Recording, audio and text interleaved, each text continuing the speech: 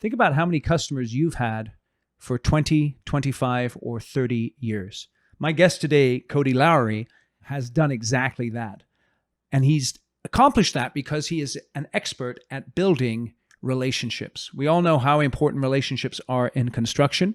And Cody is not from a construction background, but the insights he shares into human behavior and how to build relationships are going to be extremely applicable to you. Cody is a great storyteller. He's going to talk about how he got himself into carrying the torch at the Olympic Games. He got gifted a Super Bowl ring by an NFL Hall of Famer, and he even got an autographed baseball from the Pope. So I think you'll find our conversation quite entertaining, but also very insightful. We'll talk about how to build a personal brand, how to build relationships, and how to set your company apart from others in your industry so that you can achieve the goals that you are looking to accomplish. Enjoy my interview with Cody, and feel free to share this interview with other people. Thanks for listening today. This is Eric Anderton, and you're listening to Construction Genius, a leadership masterclass. Thomas Edison said that genius is 1% inspiration and 99% perspiration.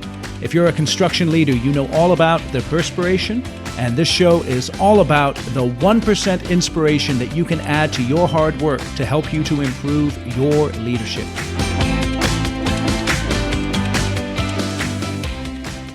Cody, welcome to the show. Thank you for joining me. Thank you, Eric. Glad to be here. It's interesting. You've been in business for many years, and you were telling me just before we went live that you've had clients for 20, 25, 30 years. You have them currently. What do you do to build those types of long-term relationships with people? It goes back to when I was a little kid. I like people. I built relationships, and something that's taken me on into my business career. And I built my business on relationships. And I've got what I call the secret sauce: building relationships, get the clients to trust you, and then never let them down. I might also add, Eric, that, I'm in the automotive arena, and the tier 1 and tier 2 and tier 3 world. And it's got to be in advertising, it's one of the hardest segments because, if they have a bad month or a bad quarter, the first person they want to get rid of is the agency and bring other agencies in, do a presentation. And so we have built relationships with our clients to the point where when I go into the market, they don't want me to stay at the hotel. I've got 3 clients that want me to stay at their house. And I must tell you, I would much prefer to stay at a hotel. But with that said, never let them down, right? I'll stay there. And over the years, I've built relationships with these clients. I'm invited to weddings. I'm invited to graduations. I mean, I'm part of the family. When you say trust, what do you mean? Well, I mean trust. I mean, I'm president of a retail division, and and what type of company? It's advertising. Advertising, okay. Traditional and digital, and it's about 115 people. But over the years, I've had account executives come to me, Eric, and they'll say, "Oh my God, we messed up. We did this or we did that. What should we do?" And you know what you do? In my business, there's not even a white lie is acceptable. Okay, right. A little white lie, and so you tell the truth and you own up to it. Those are the kinds of things. When you tell them you're going to do something, you do it. There's something over and above, maybe what's in your scope of work. You're there for them. You do it. You have people reporting to you now, correct? Correct. How do you know that they're dealing with the clients the way that they should and they're addressing issues when they come up? Yeah, well, that's pretty easy because we have a meeting every morning and we go over every client. And, a lot of the things that we discuss, Eric, are these issues, and right. We cover them in the meeting and correct them. And, we're on top of our business. We know our people, we know our accounts, and we know what has to be done, and we do it. And, we tend to it. We mow the lawn every morning. You mow the lawn every morning. So that's interesting because I know a lot of people in the markets that listen to this podcast, they're in construction. They understand the importance of meetings, but sometimes they struggle with that meeting discipline. What have you done over the years to instill that meeting discipline in your company and to make sure that you're staying on top of mowing the lawn, so to speak? Yeah, I think it's just a matter of putting that in place as far as the morning meetings, and then, sticking with it. And sometimes that's difficult. And I must tell you, I'm not in every meeting, but that meeting happens every morning. And there's probably about 20 some people that are on that. Well, now it's Zoom. We're not in the meeting room anymore. Right. And then I have an opportunity to get with somebody and review that later. Excellent. Okay, so you said the secret sauce is, repeat the secret sauce again to me real quick. All right, building relationships, getting the client to trust you, and then never, ever letting them down. Think about that one client that you currently have that you've had for 30 years. What is it about that relationship that has caused it to endure for so long?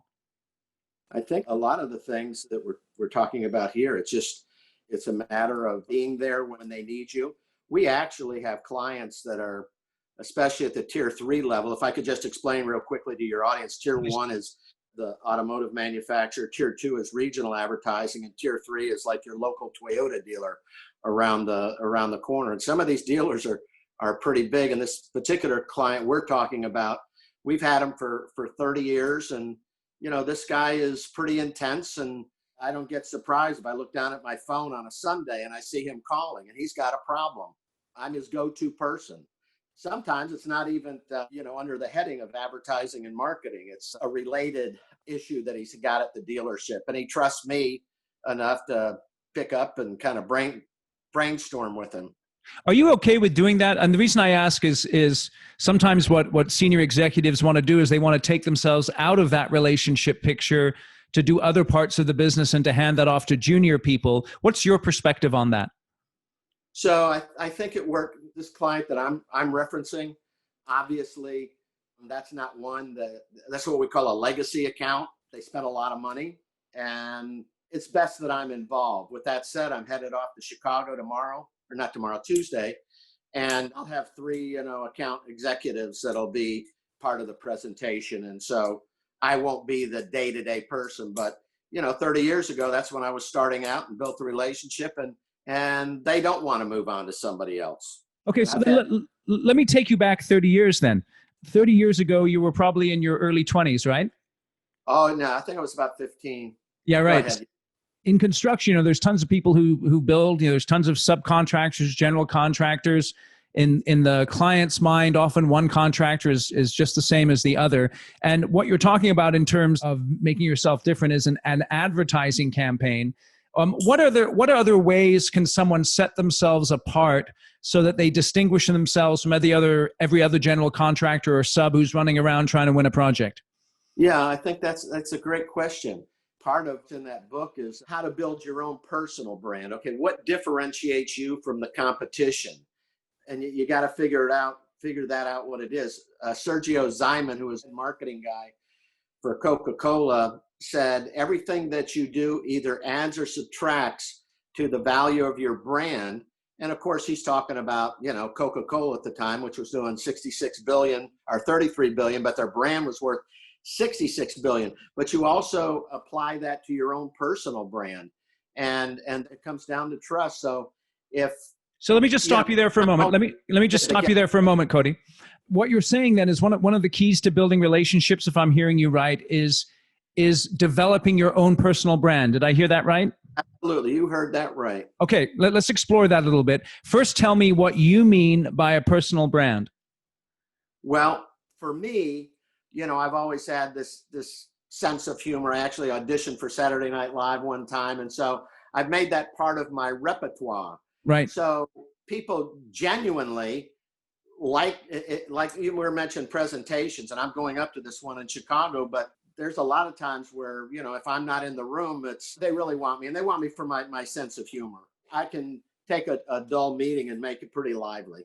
So that's part of your personal brand. So let's say I'm in business development, I'm a construction business development professional, or even I'm an executive, and maybe I'm not that humorous. Maybe there's other aspects of me that do set me apart. What can I do to develop a personal brand that would actually help me to either sell more work or build more long-term relationships? Well, I think first and foremost is be prepared. I mean, I don't care if it's that first meeting or if it's something with final plans, and and I really don't care how big the business is. You've got to build that relationship immediately. And I always Okay. tell people you never get a second chance to make a first impression. So very, very important. So number one, I would make sure that they know me in the market for somebody who comes in and they're very, very prepared. Trust is part of everybody's brand.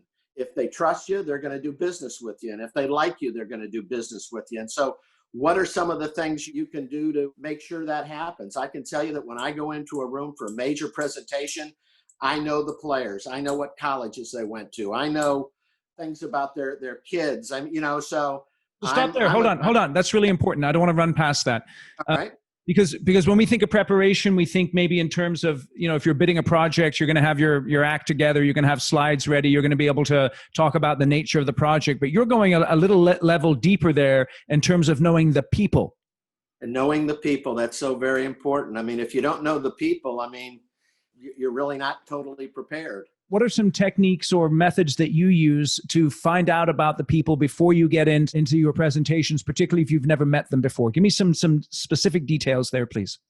Right. So obviously, we've got, digital on one hand, but we've got other people that have done business with them before, and we will ask the right questions and, come away with the right answers. And so Eric walks into a room and I'm making a presentation to Eric, and I don't know it doesn't really matter if you're a national, regional, or a local construction company, but I say to Eric, Eric, you went to Notre Dame. I said, my brother went to Notre Dame, and, and so I carry on a conversation. So now I'm getting to know this guy as opposed to just some person he'd never met and walks into the room. Right. So that really, what's interesting about that, Cody, is it doesn't really have to do with, whether you have the same personality as you do in terms of your humor. That has to do with about caring about other people and letting them know that you care about them.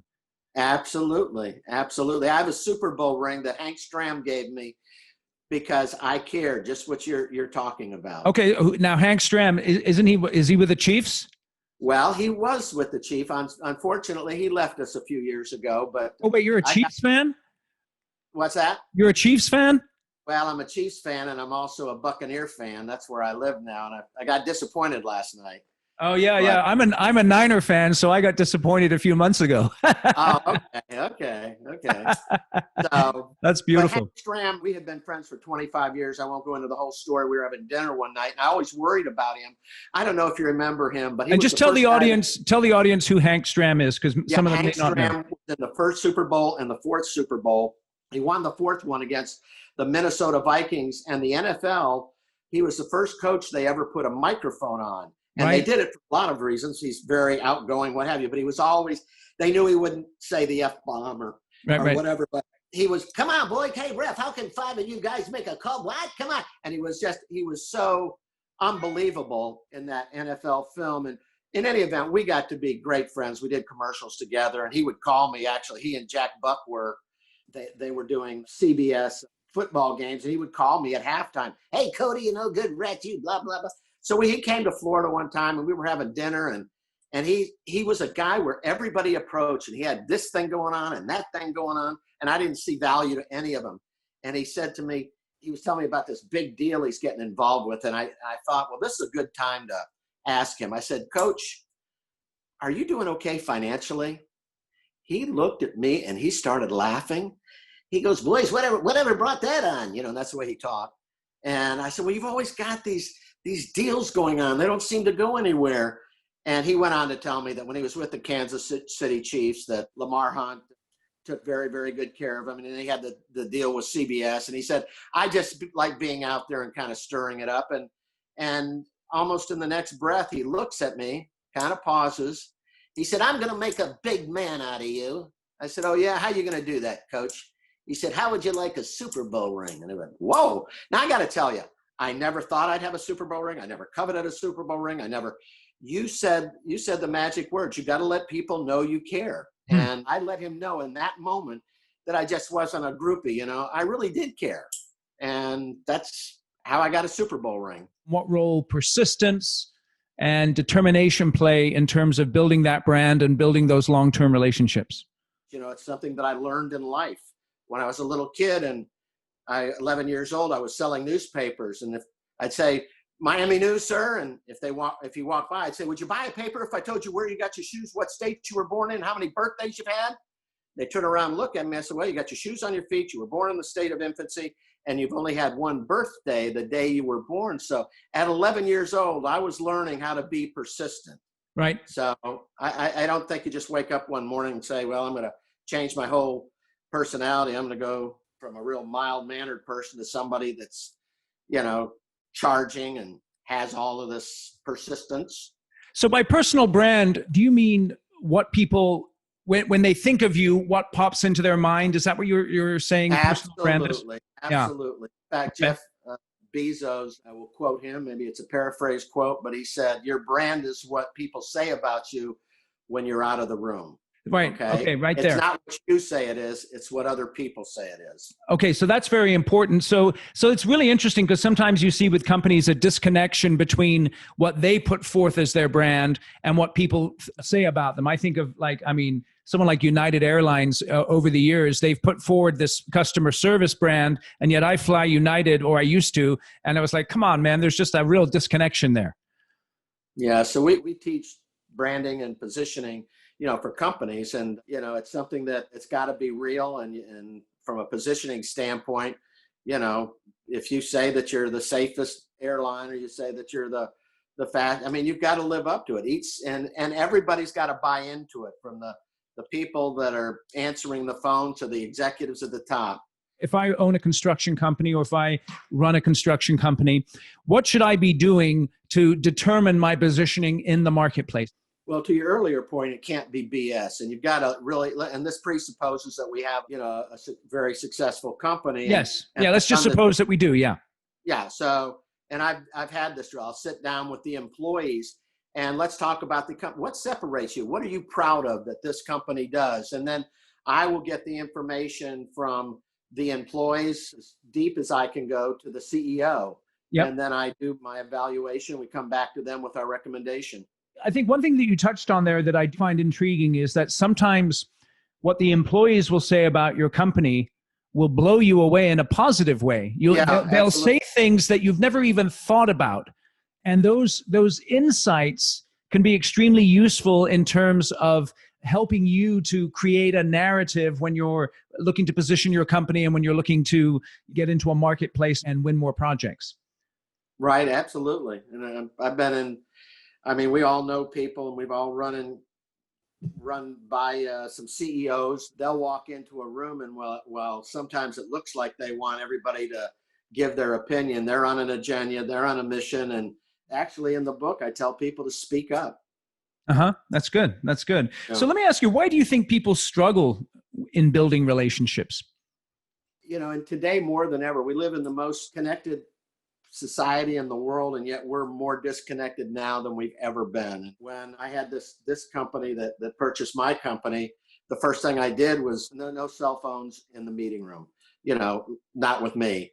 It worked. At least I can engage with them without them, looking at their text under the table and all that kind of stuff. So that's very interesting. So there's a takeaway in terms of building relationships is if you're having a face-to-face meeting, to remove the cell phones so that you can concentrate on the agenda at hand. There's a paragraph in the book about just that.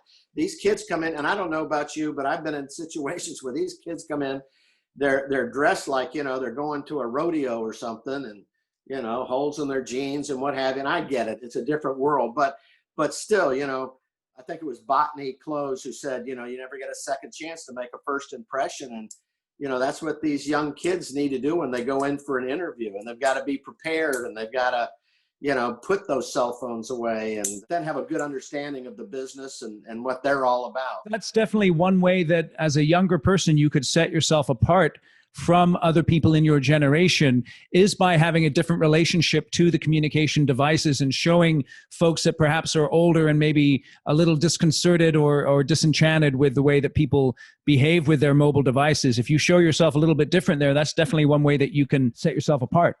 Oh, absolutely. How are you working with the COVID-19 and the distance working and the remote working? How are you working with younger people, helping them to learn your business and helping them to grow even when they can't be around you all the time and sort of learn by osmosis. What have you found to be effective there?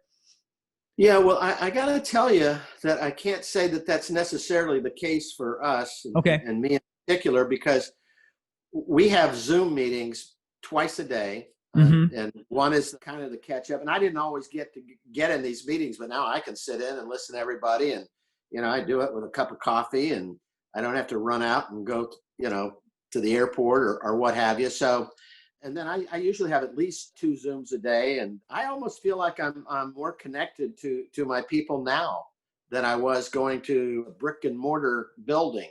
That's interesting. Why do you think that? Why do you think that is? I guess because, again, our morning meetings, it's not something I was always involved in. And now I look forward to these morning meetings because it's very easy for me. Oh, I see. So I can sit and I can mentor, if you will, or give advice, or, I try to just sit back and let them do their meeting without injecting a lot of my personal thoughts. But, even today we had an issue. And so, I don't know. I almost, Eric, I think I'm maybe a little closer right now. And, I think a lot of companies are reevaluating, the brick and mortar. You mentioned a couple of times the book that you've published. What book is that? So it's called Schmooze, What They Should Teach at Harvard Business School. It's been endorsed by Alan Dershowitz and Hal Steinbrenner and, some pretty big names. It's a book about being kind to all and being able to laugh at yourself and building your brand, and then being relevant. And I gave this advice to a billionaire, and he took me up on it because he was thinking of retiring. And he asked me if I was ever going to retire. And I said, no, that I wanted to stay relevant. And by that, I meant is that, I could retire and play golf and look at the stocks and what have you, but I want to stay in the game. And he told me about 6 months later, he said it's the best advice he ever had because he was thinking about checking out. Now he's got 8 companies and, so on and so forth. How do you stay relevant as you get later on in your career? Well, I talk to the Erics of the world on, with the podcast, and that's always good. Of course, that's a new venture for me because of the book, but I stay relevant because I'm still in the game. A year ago I was in Austin, Texas, and, they had the head of Google marketing, and I'm in the front row. I mean, I'm in the game. I now have 12 grandchildren, and I'm part of their lives, and they're part of my life. And, I still engage with them, but it's not something where, 100% of my time is spent doing that. And I just like to be part of in the action and be part of what's happening. And I feel like I'm doing that. And so let me ask you this. What is the last thing that you learned from someone under 30 business-wise that really benefited you?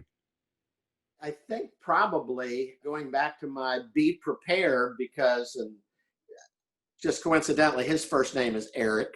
I won't give his last name, but he is one of the smartest young men I've ever met. And I was pontificating about a digital process. And when you're dealing with Eric, he not only knows his side of the story, he knows yours, and he knows it better than you do. And, he kind of got me up to speed. And we are moving or living in a world that's moving so fast that it is hard for me to keep up with it as quickly as I'd like to. But I can tell you this, Eric is a guy that does. And, he's an amazing young man. I think that's interesting, though, because as we get older, one of the keys to relevancy is staying humble and understanding that you have so much you can learn, not only from people your age or older, but people who are younger than you, and really finding out what it is from those younger folks that you can learn, and not being afraid to say, hey, what can you teach me here today? Sure. No, I totally agree. And I think that's what Eric does for me. He is part of my life because he's helping with a lot of my digital stuff. That's great. Well, awesome. Cody, I really appreciate you coming on the show here today. I'm going to put a link in the show notes to your book, and it's Schmooze, What They Should Teach You at Harvard Business School. Right. Excellent. And it's a great read. It's an easy read. It's a funny read. And thank you so much, Eric. Thank you for listening to this episode of Construction Genius. Hope you found that 1% of inspiration to help you in the next few days. If you like the show, please give us a 5-star review on iTunes, share it with other construction leaders who you think would benefit, And always remember that the show is brought to you by Kick-Ass Meetings.